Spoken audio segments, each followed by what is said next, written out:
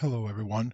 For this month's video, I'm going to just introduce the Gessan or Kusazuri. From what I understand, although there are different styles, these two terms are basically interchangeable. And Chris Glenn helped confirm this, so I will link his Facebook group in the description. I have seen that Kusazuri tends to be used more often with older armors like Oyuroi, Domaru, and Haramaki, while Gessan tends to be used with Tosei Gusoku. Although I personally tend to use Kusazuri regardless of the armor style or period. I really do not have anything special to say about this piece of armor, so this is just going to be a basic introduction. I admit that armor is one of the weak points in my knowledge. I am trying to learn though, as I intend to make more in-depth videos about armor in the future.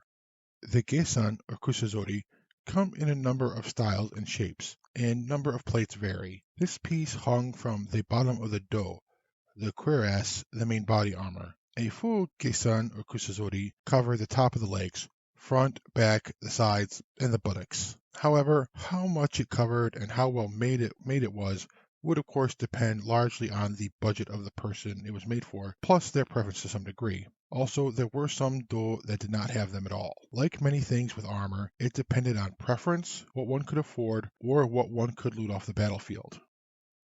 On Oiroi and Haramaki, they were a little bit different. The Oiroi do came in two pieces. One piece, sometimes simply called Yoroi, was kind of C-shaped, and that covered the front, back, and the left side. Before that was put on, though, there was the Waidate, and like I said, this was put on first, and then the C shaped part of the do was put on and then tied together to close it to cover the body completely. This was a piece of protection for the right side, and it was usually a solid plate covered with leather. This waidate had its own piece of kusazuri, as can be seen in this image. Altogether, for oyuroi, the kusazuri tended to be 4 trapezoidal pieces of plates.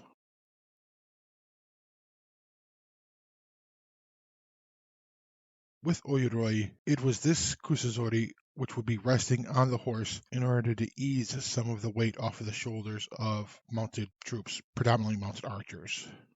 Haramaki armor typically had an opening on the back where the armor was tied shut. Over this opening was supposed to be a set of plates called the seita. Like the waidate on the Oyuroi, the seita would have its own piece of kusazuri attached. However, it's possible that this piece was often left off as it was seen to be cowardly to wear it, and there is plenty of iconography showing Haramaki without the seita. For Domaru and Tosei Gusoku, the kusazuri was typically attached all the way around at the bottom of the do. As you can see in this image, the plate of the do would typically go a little below where the lacing begins.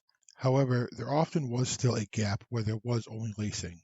This gap was one of the primary targets for edged weapons like a sword or dagger, and polearms like the naginata and jari. Of course, in the heat of battle, hitting this spot was easier said than done. However, protecting this gap was part of the goal of some forms of auxiliary body armor.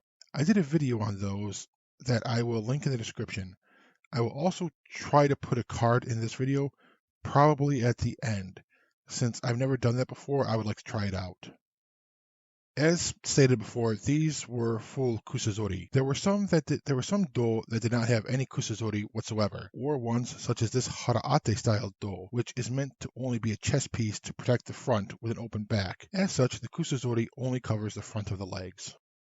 So that was a very rudimentary introduction to the gessan or kusazuri. Again, I do plan to go more in depth into armor in future videos. This is part of the monthly Samurai and Ninja Topics project, so the link to that playlist as well as other channels will be in the description, along with a link to Chris Glenn's Facebook group, Samurai History and Culture Japan. Links for this channel's social media pages will be there as well. I hope that you have enjoyed this short video, and if so, please consider leaving a like and subscribing. I hope you will come back for the next video, and until then, take care.